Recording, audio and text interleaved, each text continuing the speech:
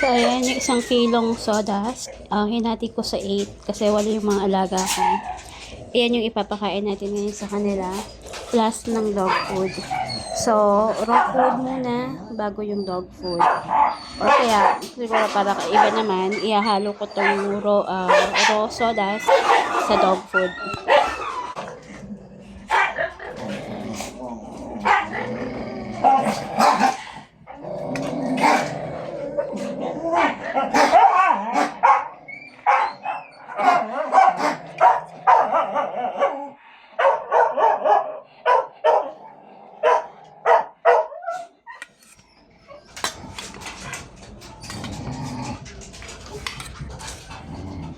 Pwede rin pala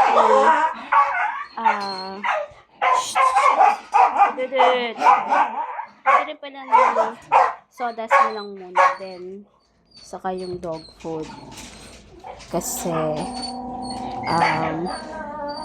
baka hindi nila kainin kapag pinagsabay ko kasi dati sodas lang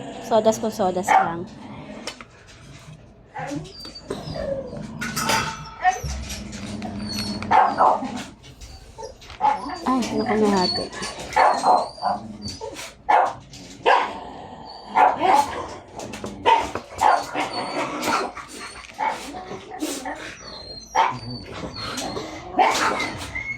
Ay, ayaw. Up. Ano kaya ako? So, actually, saglit lang nila yan pag kinain nila eh.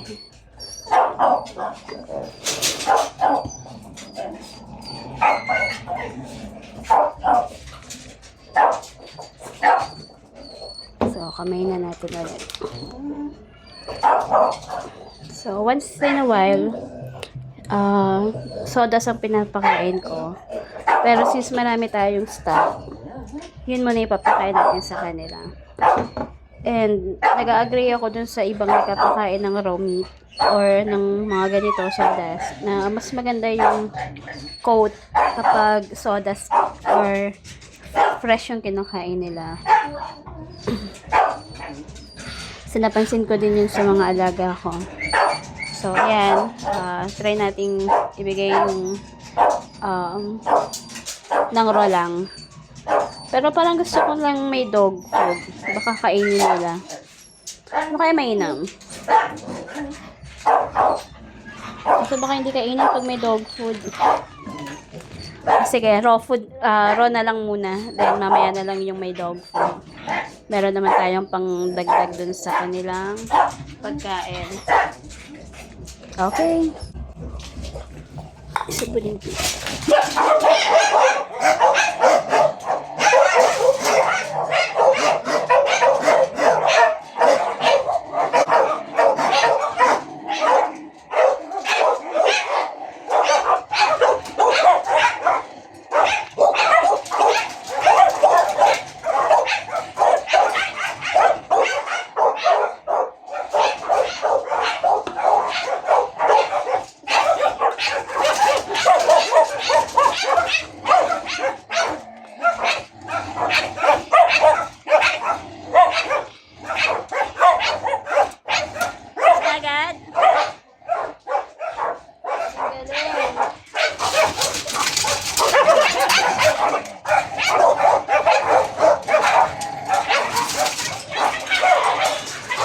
So, hindi ko na-videohan si Marcel sa si Rowan na kumain kasi nag-away sila.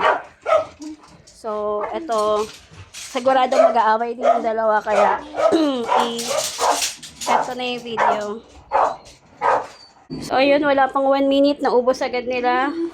So, ang gagawin ko naman ngayon ay papakainin ko sila ng dry food, ng kanilang dog food.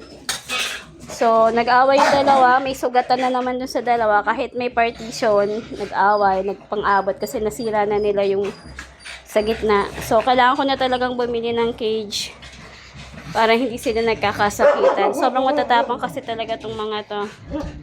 So, magtitipid na naman ako ng husto para maibili ko sila ng cage nila. Nakakain sila lahat. Halos lunukin nila yung yung soda. So, ganun talaga sila ka-excited pag kumakain. So, ayun. Medyo hinihingal ako dahil umawat muna ako bago ko napakain si Marcel at si Rowa. So, yan. Peace out.